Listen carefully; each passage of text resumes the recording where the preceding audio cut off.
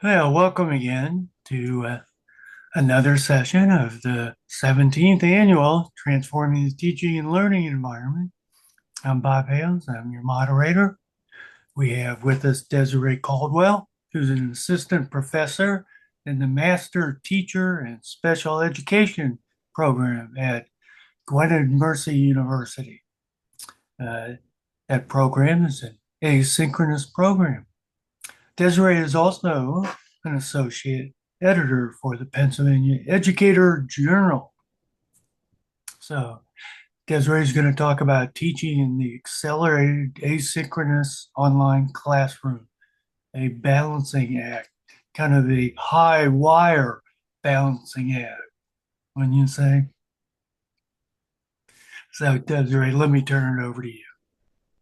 Okay, thanks, Bob.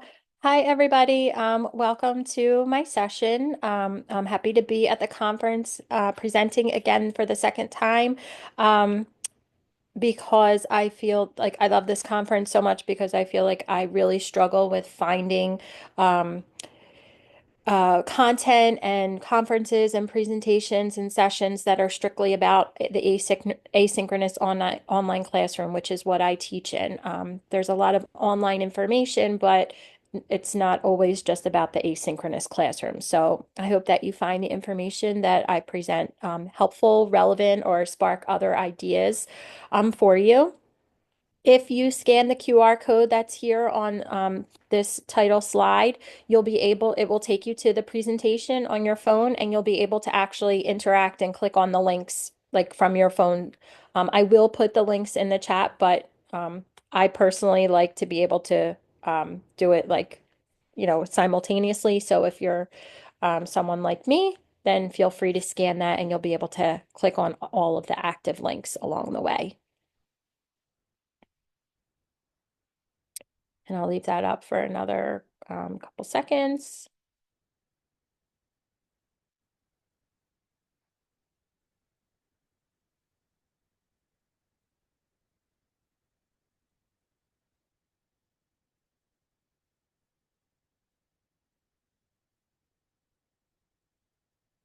You may have to zoom in um, on it to scan.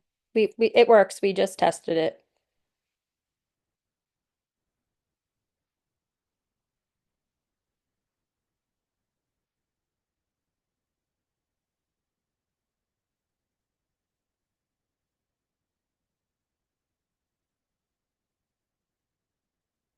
And like I said, I'll be putting the links in the chat along the way as well, so you'll be able to access everything. So I'm going to start with talking about active and passive learning because it's impossible to have all active learning at the same, all the time in the asynchronous classroom because you're not in real time with the students. I'll talk about different passive learning strategies and active learning strategies that I have used before and still currently use, and also talk about some how to engage in active learning strategies in the online classroom and we'll work on a takeaway as well. So as Bob gave some facts, but I'll give you some more. So I've been an elementary and middle school teacher for 15 years, and during that time, I also became an adjunct professor in the program that I currently teach.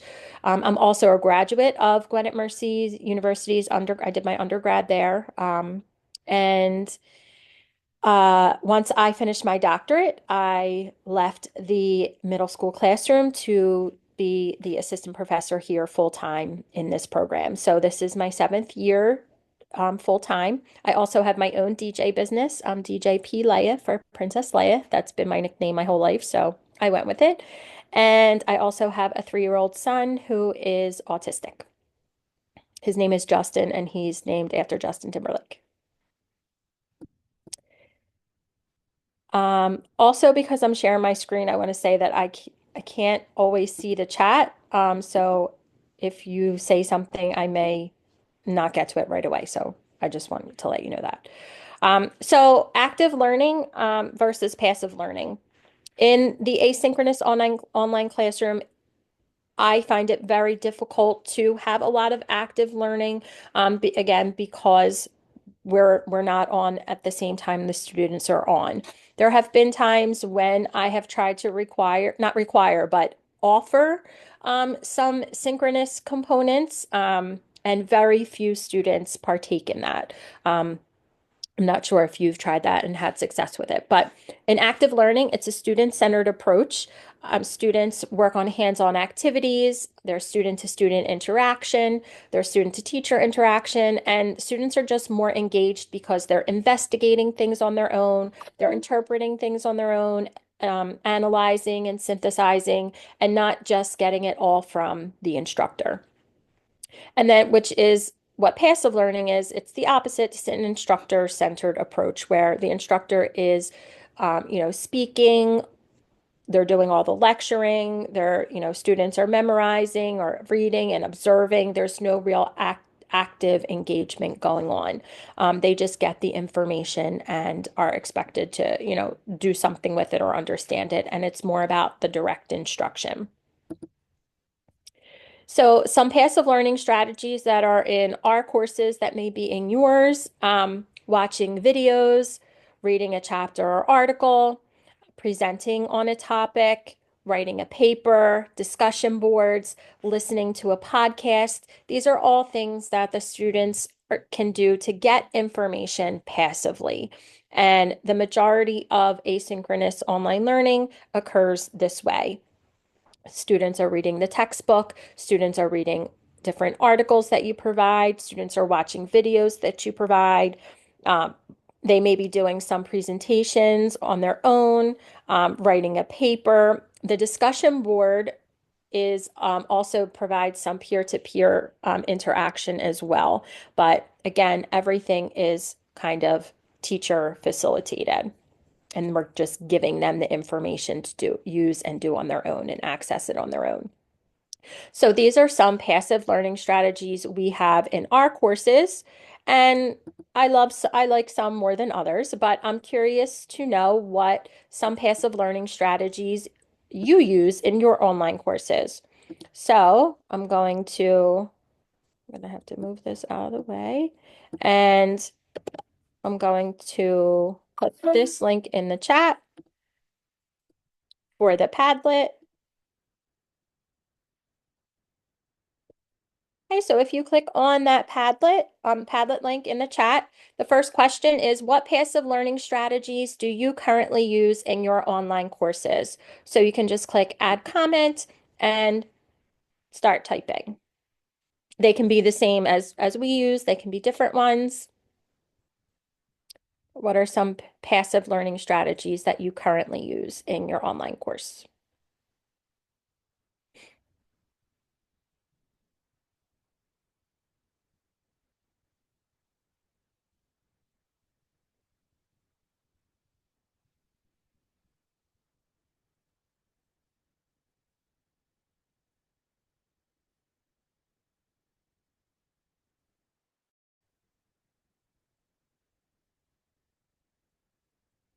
Christine uses discussion boards as well.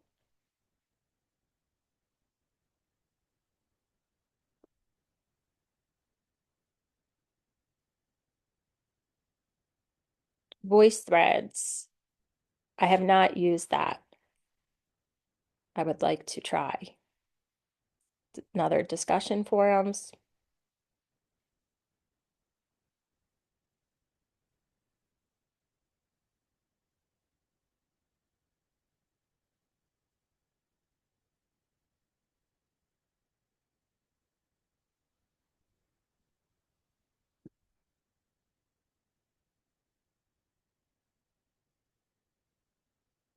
Signed readings, Dropbox assignments, discussion boards. I guess I should also mention that we use Canvas. Canvas is our learning management system for all of our courses in our program.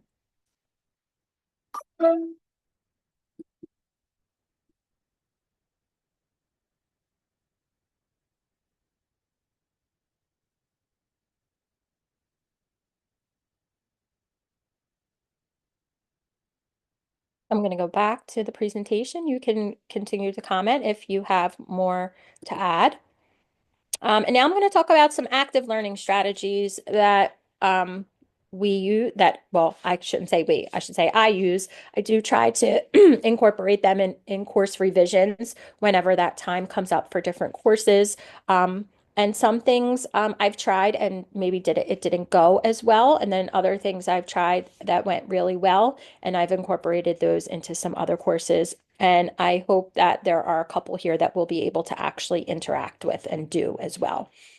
So, one of the things that I've changed about a typical discussion forum where students have to, post their initial discussion that is a response to the, prompts that we provide them. So instead, and that's individually. So when they record a podcast, this is something they do in partners or in a group, and that depends on the size of the course. They don't love that because they have to, coordinate their schedules to record their podcast. But by the end of the course, their kind of attitude changes. They'll say like, "Oh, it was a challenge to schedule it, but it was really so much better and so much more engaging than just writing the typical discussion post." So they would have, they typically would have the same prompts, but they would schedule a meeting, with each other again on their own time, not, within the course, but they have that time frame of they get it on the week starts on Monday and their discussion is due on Thursday. So they have that, those days during the week to meet and record their podcast. And it's really just them recording themselves through, I always suggest Zoom, but they don't have to. But I do have to be able to see them and hear them as well. And they basically have their discussion orally with each other back and forth. And then they record it and then they post the link. And then when it comes to their peer feedback that they have to do, I also only limit it to one. It used to be that they had to respond to three different people. That just seems ridiculous in my opinion, that it's just they just say the same thing back to each other. So when I limited it to one, the quality of their responses changed for the better. So now when they watch someone else's podcast, they're actually responding to more than one person because they're responding to however many people made that podcast. But it, it it just has become much more engaging for them, and they almost feel like they're making a better connection with their peers and their classmates through this assignment. So this is something that has been going well, and we're going to continue to add into our course revisions. The second one is called the discussion game. This is something that I hope we have time to engage in. And this will depend on the amount, again, the amount of students that you have in your class. And it will also have to be something that is done in a group or with a partner. I haven't tried to do it asynchronously yet, but I have some ideas flowing that I would like to try for it. So what happens is there are colored cards, and each colored card rep is comparable to a different prompt, and students have to, and each one is worth a different amount of points. And depending on whatever the prompts are that they're given for that particular discussion, they have a discussion with each other and they try to use their cards and they earn points. And they have to use every card at least once before they can start using other ones again and earning more points. And then whoever has they total up their points at the end, and then whoever has the most points wins. Um, Choice board for a discussion forum. This is also something that has been going really well. I've also used this at every grade level I have ever taught, from second grade all the way through, my graduate program. So, for a discussion, instead of giving them prompts, we've created a board that has, it looks like a bingo board, and it has 9 different choices on it. Actually, I have a link here. Let me get this link and I'll put it in the chat because you can see it in case you would like to actually use it as is, create your own.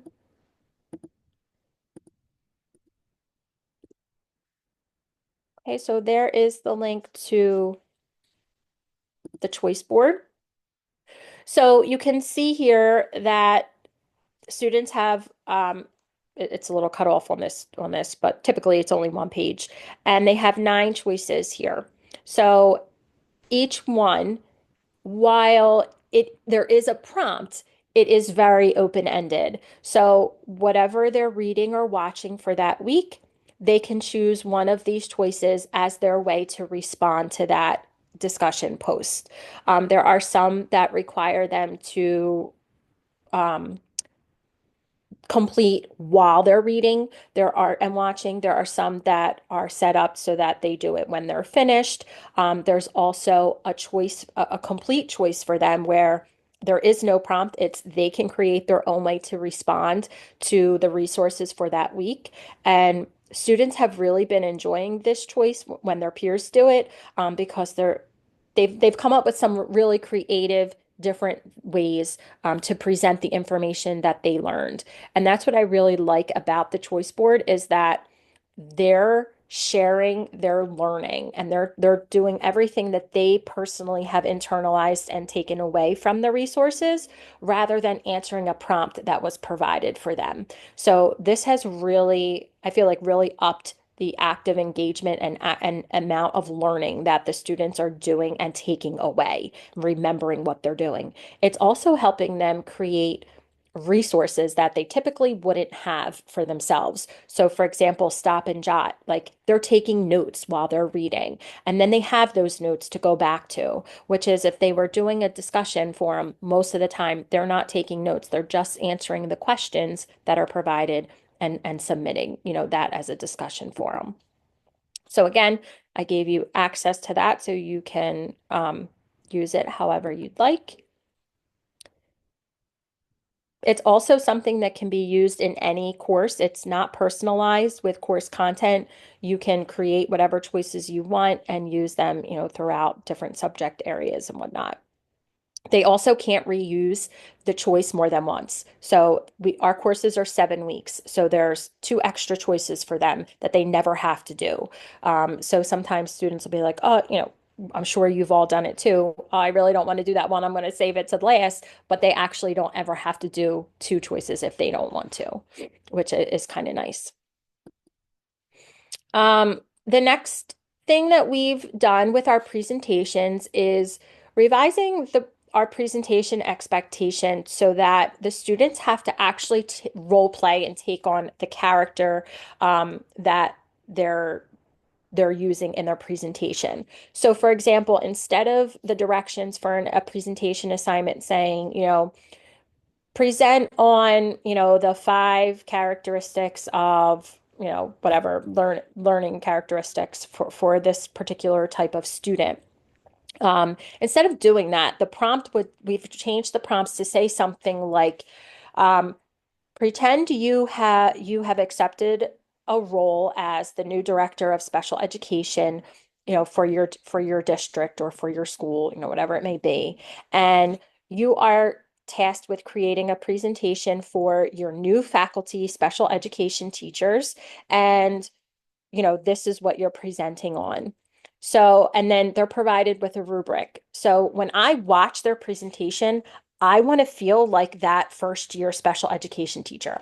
I don't want to feel like I'm their instructor when I watch their presentation. I want to feel like I'm in their, professional development session. So they have to take on that role.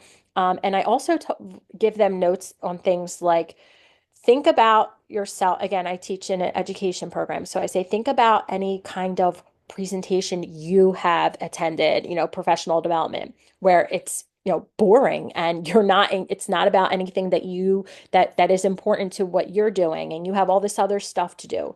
You don't want to be that presenter. You want to make sure that you're including active engagement with your audience members. So, a turn and talk, a think, pair, share, throughout the presentation. You want to make sure that you're including other forms of media, like maybe an audio clip or a video clip, to support whatever content you're sharing about.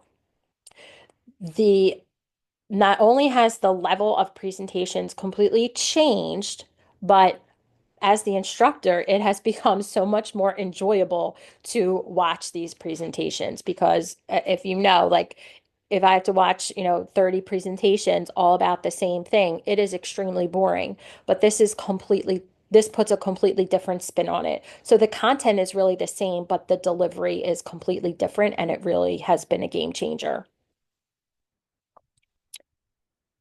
Okay, before I go on to the next one, I'm just going to check the chat. Okay. This next one is a hidden Easter egg. This is something I actually borrowed from another conference presentation I attended last year.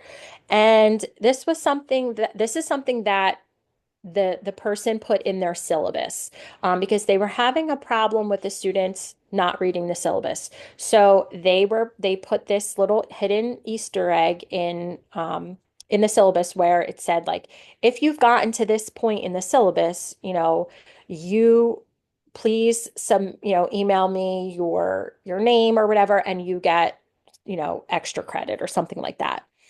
So I was like, I'm having a real hard time with my students reading my weekly announcements. And it's really important that they read them because that's where I expand on whatever they have to do for the week and provide them very specific information. Um, and a lot of times the questions that they email me throughout the week have already been addressed in the weekly announcement.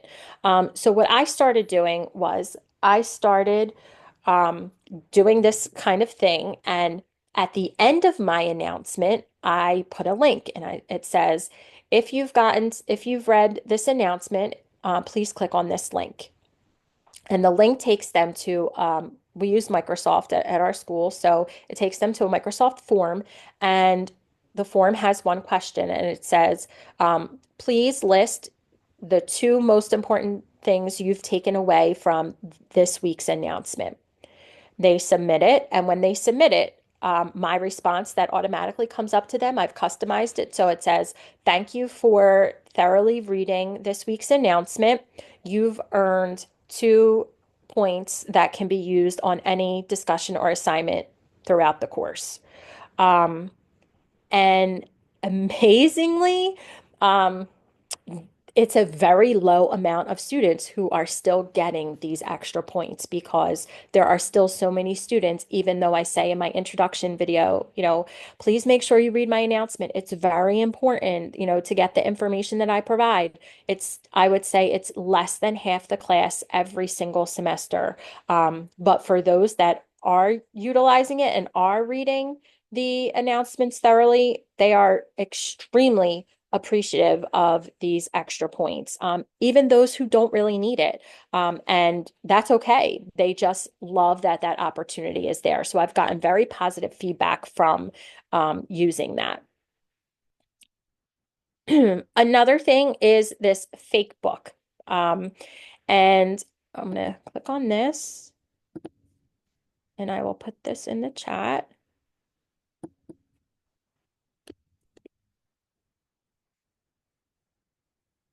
So the only negative about this is there's a lot of ads. So that's just one thing that's kind of a pain. But um, this is also another thing that has been so much more fun and engaging to do than a typical discussion post. So this is, if you are familiar with Facebook, you're creating a fake book profile for whatever it may be. So one way that I have used this is typically students have to, in one of our courses, students have to do a presentation on a learning theorist. And, instead of doing, they still have to do the research, but instead of creating a presentation, they create a fake book profile for this learning theorist. And they have to put a picture and see what I mean about the ads. There's a lot of ads. But they're able to create this profile and then they put in their discussion forum, they post the link to their Facebook profile. And instead of students posting a peer response, they're commenting and they're posting things on the Facebook profile instead of, the typical discussion forum. So that's something else that has been fun. That's also something that I wouldn't use like in every course. Like I do the choice board, it's something that, maybe one or two, um, to not for it not to be overused, but it's just something different. Personalized feedback, while it might not sound like an active learning strategy, this is something that is technically is considered active learning because when you provide personalized feedback to the student on their work, that's another way that they're learning. If you just say, like, great job on your presentation. Um, I hope you're able to use this in the future. That's not letting the student know what specific things did they do well with, maybe what things could they improve on. So while this takes a lot of time, it's something that I truly believe in. So I tell my students up front, I spend the same amount of time that you have spent on doing your work when I'm providing your feedback. So you're not going to get your feedback the next day. It's going to take me some time because I want to make sure that I'm providing you with positives and not, I don't want to say negatives, but things that you can improve on so that the next time you write a paper, the next time you do a presentation, the next time you do your discussion post or your peer response, you're able to up the level. So instead of saying good job, I may be saying things like, instead of saying check your APA, I would say comment right exactly on any errors that they've made and tell them specifically, hey, please, I don't give them the answer, but I say, I suggest you go back and look to see how to format the title of this specific type of source and pay attention to capitalization or italics so that I'm focusing them in on exactly what they can do to correct their mistakes. If they've written a strong introduction, I'll say like this introduction really sets the tone for your paper. You did a great job using statistics as an opener, or you did a great job with your thesis statement, so that they know like, okay, like this is what I need to do next time in order, to continue doing a good job. So again, takes a lot of time, but students are really appreciative of it. However, I have experienced times where I feel like students don't even read what I wrote. I spend all this time, and every week the students are making the same mistakes or they haven't improved in the areas I have been giving feedback in. And it can be very frustrating because you feel like your time is being wasted. But I will come back to them the following week and I will say, a lot of the same mistakes that I find here, I've commented on in, week one's paper. Please go back and read my feedback on that. So I've started to do that a little bit more, directing students back to the feedback I've given them in previous weeks or on previous assignments, to try to help kind of foster them to get back into reading that. Um, the next thing is peer review. This is something I've talked about when I say their peer feedback. And this link here takes you to the RISE model, which is what we use for our peer feedback. And I'm putting the link in the chat now. So we use the RISE model for our peer feedback. So it's not like students can just say whatever they want to their peer. For them to get the full points on the rubric for their peer response, they have to include all components of the model. And the R is for a reflection. So they write, they can reflect on whatever and say whatever they want, reflecting on the peer's post. The I is for an inquiry. So they have to ask some type of question about what they read from their peer. The S is for a suggestion. And sometimes this can be a little tricky because students like to say, oh, I don't have your post was great. I don't have anything to suggest. So I have to really coach them on the fact that a suggestion doesn't always mean that the person did something wrong or it wasn't good. A suggestion is just another idea. So I really have to coach a lot of students on that so that they can get out of that habit of saying, "Oh, it was great. I don't need a suggestion." And I don't give them credit when they do that, for that particular component, not, for the whole thing. And then the E is for elevate, stands for elevate. And this is an idea about how the peer can take their post to the next level or further their thinking. So it's not one specific thing that they could write about in this part of the response. So they might find an additional resource that supports that post, and they might share a link for that. So there's many different ways that they could incorporate that E component. This is also another component that I have to kind of really give some direct instruction about to help them, those that are struggling. Some students don't have to, but if students are struggling with including all of these components, I might suggest that they use these labels. They might, break down their response and, put an R and do their reflection, right next to the R, and then the next line put their I and write their inquiry next to the I to help them get into the habit of ensuring that they're including all of those components. And then the last active learning strategy is a case study bingo. So when I click on this, I've if you're using a case study, this is what I've used it for. So I've created a case study that the students have to read. And then again, this is something that needs would be an option for a synchronous session. It also could be something where you group them or partner them, and they do it kind of like the podcast, like they have the week to do it. And just a fun way, a fun option if they're into it. They would read the case study, and they would there would be questions to support, at the bottom, and then every time they discuss, the answers that they want to share for the questions, if they use any of these words on the bingo board, they would put a check mark. And of course, the first four to get bingo would win the game.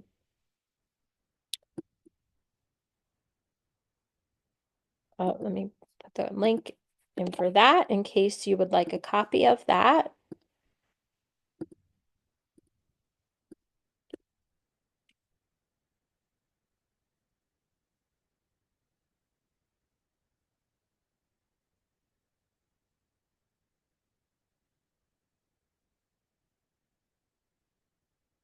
Okay, we're going to come back to that Padlet and I'll put it in again. And I would love to hear what kind of active learning strategies you use in your in your online asynchronous courses. So you can access it from the presentation, or here's that link again. Oops, it looks like Lisa Anthony, your name keeps coming up as a direct message. Sorry for that. So it's the next question on the Padlet. What active learning strategies do you currently use in your online courses?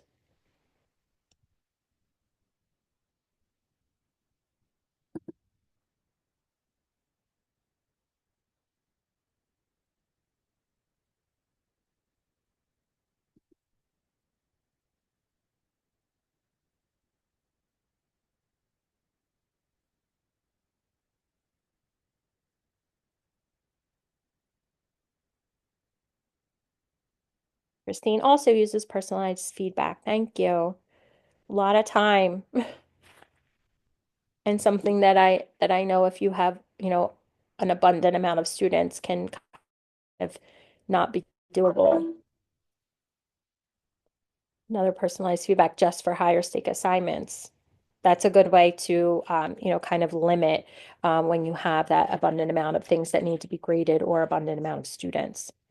Think, pair, share, popcorn to get out the door, fishbowl, three before me. I used to use three before me with my little guys. I love that you use it at this level.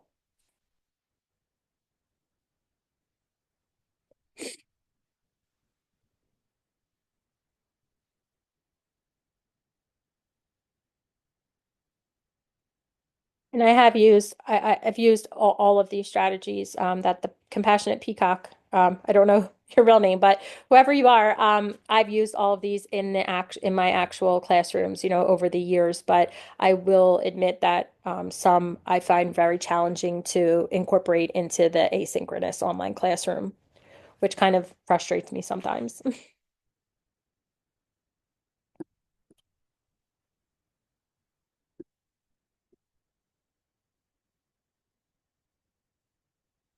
Okay, I'm gonna go back. Okay. So let's take a poll. We're going to go back to that same, you can stay right on that same Padlet, but I'll put the link again just in case. And the next question is asking, do you feel like you use a balance of active and learning passive strategies? So just a simple yes or no, or um, if you feel you have, need specifics. I'm trying to put the,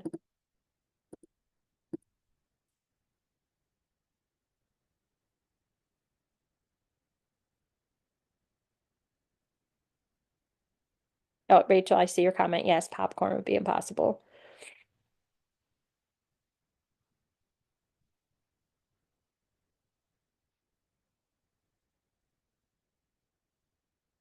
So no, I feel I need more active learning strategies. And I was in that, I felt exactly the same way for many, my first probably 5 or 6 years of being an adjunct. I agree, yes, but could always do more active. Agree.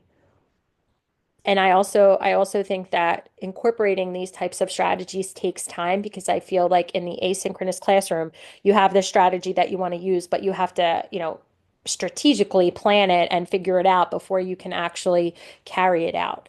And sometimes it always doesn't work the way you hoped it worked the first time.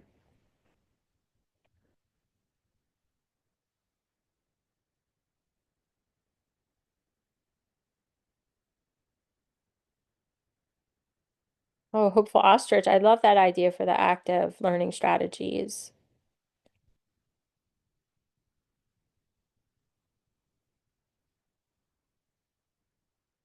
Compassionate peacock. That makes sense. You teach in person. Yes.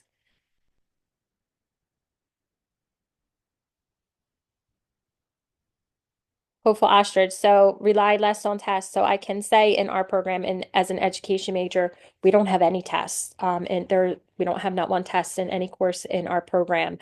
Students have to take a test like to get certified, with the state. But as far as our program, we do not have any tests. Everything is, discussion, paper, presentation, project, all of those kinds of things. There is no actual test. They don't have to study or anything like that, which is kind of nice, I think. But our other majors do have tests. Okay, I'm going to go back to the presentation.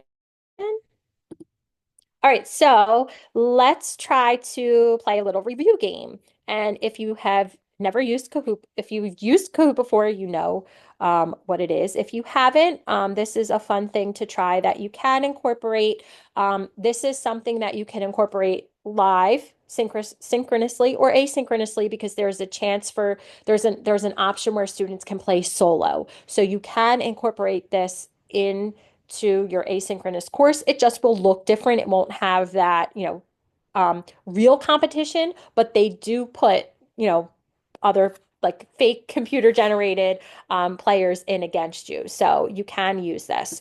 So let me get this started and I'm going to provide you with the pin um, in a second.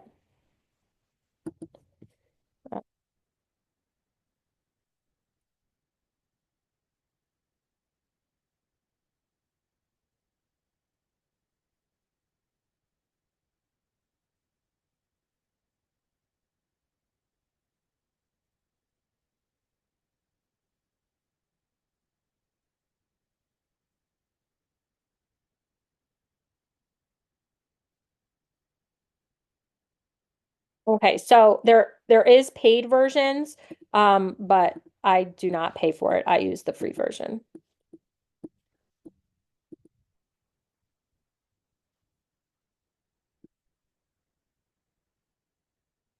Okay, so right down here, if you see host live, this is what we're going to do, but you can also assign it to participants, or you could actually practice it and play solo. So, and it's going to give me a pin that I'm going to provide. We're going to play in the classic mode.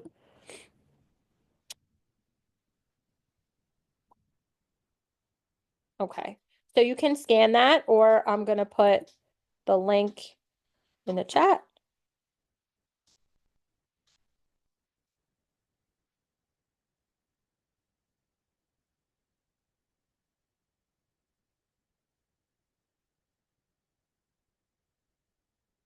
It's not working.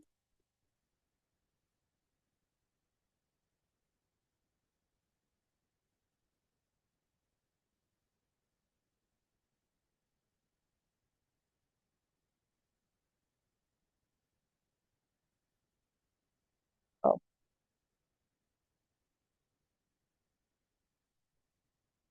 goodness. I'm so sorry.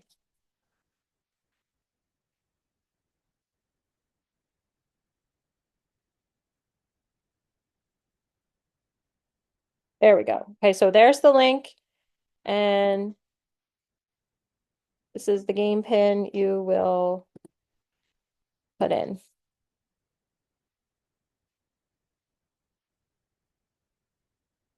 And hopeful ostrich is ready.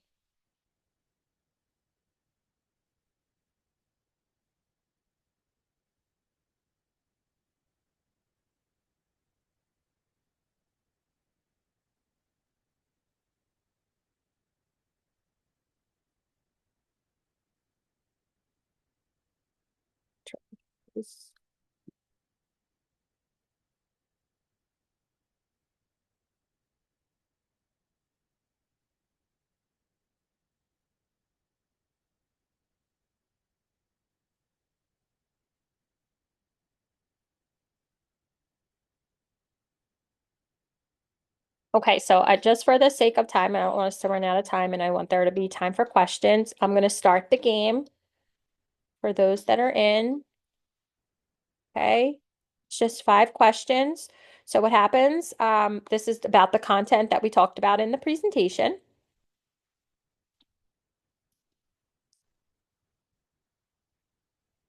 Okay, so active learning strategies challenge students to engage through, and I'm going to try and move this. I'm sorry. Sorry, I don't know how to get this all. All right, here we go. The answer was all of the above. All right, I moved it over, so hopefully you can see it. All right, so nobody got that one because it was in the way. All right, so question 2. Typical passive learning strategies include which of the following? Posting to a discussion board, watching a video, writing a paper, or all of the above?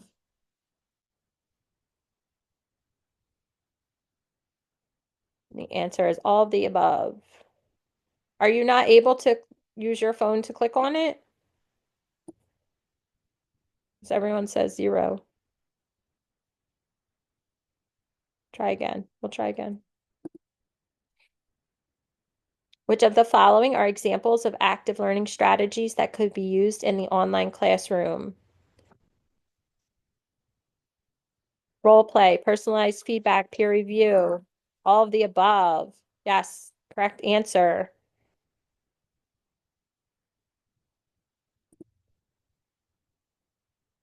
And there's the leaderboard.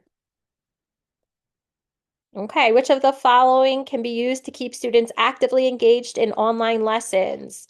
The discussion game, record a podcast, case study bingo, or all of the above?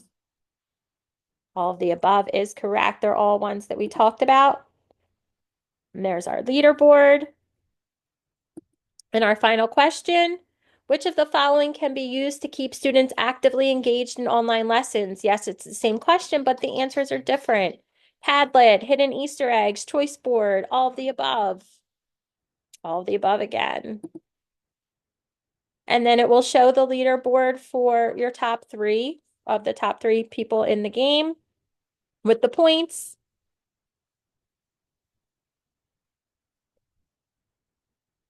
And Hopeful Ostrich with 2,027 points.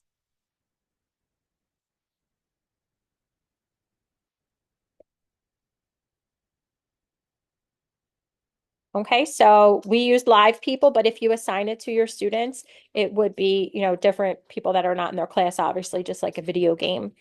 So another fun way to engage them just with the content, but differently. You can use this for anything. You can create your own. This is what it looks like here. So you create all your own questions and your answers, your images. They do have public ones that you might search something and there might be something public available. You don't have to create it. You can use it as is. That's an option as well. Okay, I see some people in the chat, so I want to try to get back there.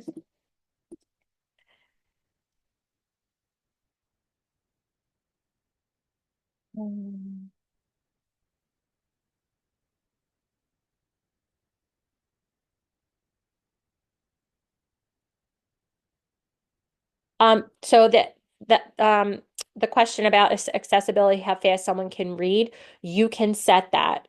You can set how long you want the question to be visible. That is something you can set. I believe, I'm not 100% sure, but I believe you also can take away the time limit. Case study bingo. Okay, so let me go here. Um, Okay, so here's my slide for the case study bingo. So for example, here's an example of a case study I might provide my students. And I'll put this in the chat so I can share it with you as well if you want to use it, adapt it.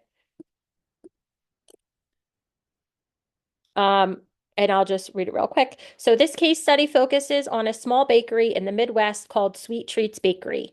Sweet Treats Bakery has been around for over 30 years, and its owners have always prided themselves on providing top-notch service and delicious treats for their customers. They also have a fairly active social media presence with profiles on multiple platforms, including Facebook, TikTok, and Instagram. Unfortunately, Sweet Treats Bakery made a major error when they responded to a negative comment posted by one of their customers on TikTok. The customer had posted a complaint about the quality of the bakery's product and was not happy with the response they received from Sweet Treats Bakery. Instead of taking the time to address the customer's concerns in a polite and professional manner, Sweet Treats Bakery simply responded with, "We don't need your business anyway." Needless to say, this response did not go over well with other potential customers who saw it, or worse yet, were tagged in it, and they quickly began to voice their displeasure with how the situation was handled. As word of Sweet Treats Bakery's response spread across social media platforms like wildfire, more and more people began posting negative reviews about the bakery or voicing their intention to never shop at Sweet Treats again due to its poor handling of customer service issues. As a result of this incident and others like it, Sweet Treats saw its sales drop significantly over the following months as people increasingly chose other bakeries in town instead of shopping at Sweet Treats Bakery. How could Sweet Treats Bakery have handled this situation differently in a more positive way as to not damage their business? Why is proper management of your online presence so important for any business? And how can businesses be proactive in ensuring their social media accounts are managed properly? So I specifically created this so that it wasn't just about education. So you would just provide them with a case study and give them some questions to discuss. And then the students would take turns discussing the case study using the terms on that bingo card that I showed you earlier. And then students would, they only would do one space at a time, one space per turn. And then whoever gets four in a row wins, wins bingo. Again, this would be something that I either would have to provide as an optional synchronous um, chance. So, for example, instead of doing whatever discussion is presented, asynchronously, students could have a choice. I would say, hey, on Tuesday at 7 p.m., I'm hosting a synchronous session. If you want to come, you can play case study bingo instead of doing the case study on your own, and submitting it in paper format on Canvas. And then we'd play and I'd monitor, and that's one way you could do it. You also could do it as an assignment, like a group or partner assignment, like I did the podcast. So when students record a podcast, I assign them to groups or partners depending on the amount of students. You could do it that way, and then students would meet on their own time. Maybe you have them record it and submit the recording of their game. That would be fun to watch. Um, you're welcome. And then here, the last one I have is the discussion game. So this is again another, I would break the students up into groups of three, exactly how I would for the case study bingo that I just described. I'd give them a case study. This is about education. This is actually about my son. Um, and it's about, it's about whatever the services that he gets. And then I have questions again at the end, just like on the other case study.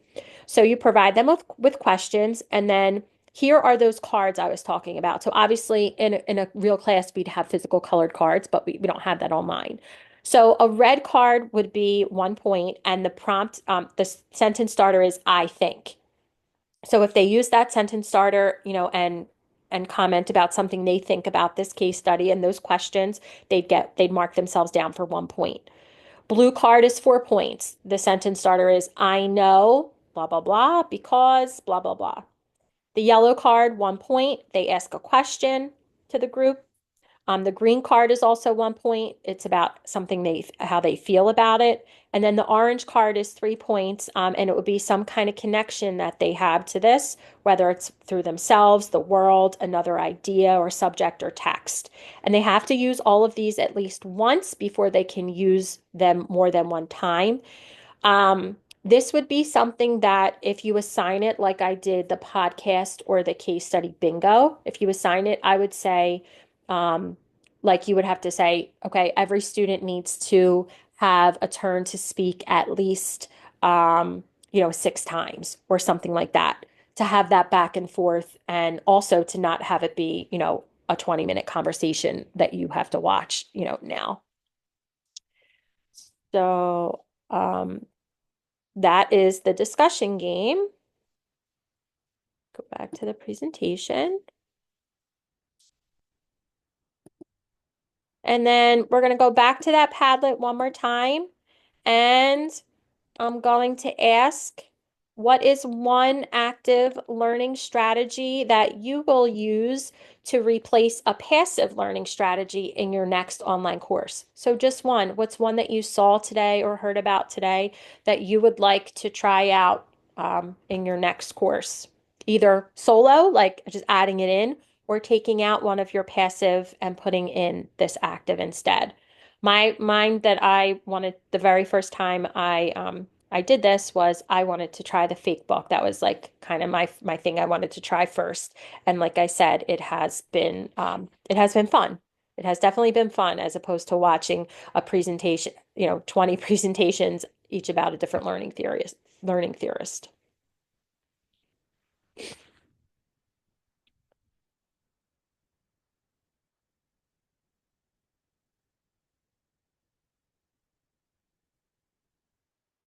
So this is kind of like my exit ticket that someone said above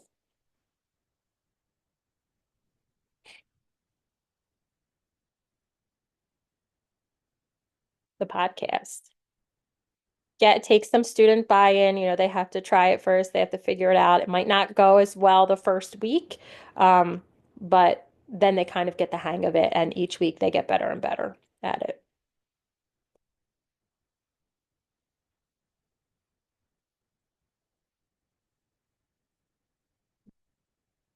Thank you so much for your participation.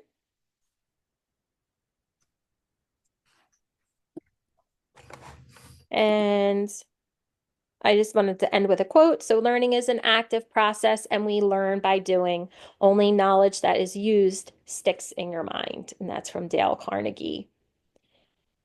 And some references that you can see. And then here's my email if you have any questions or ideas you want to share. Again, I'm always open to new learning about new active learning strategies. And if you have specific questions about any strategy that I shared that you would like to try out, you can feel free to email me. Well, Thank you thank you for so much that. for your feedback. Yeah, there's lots of different tools that we can try out. That's what I look for, good practical things that can be implemented. So that was great. Thank Same. you very That's much what I for that. hoped to do because that's what I hope to get when I attend sessions. Yeah, So that was what I hoped to do here. yeah. I mean, I have no problem with research and all that, but I want to know the practical applications of things. So you gave us what we wanted. So thank you very much. Thank you.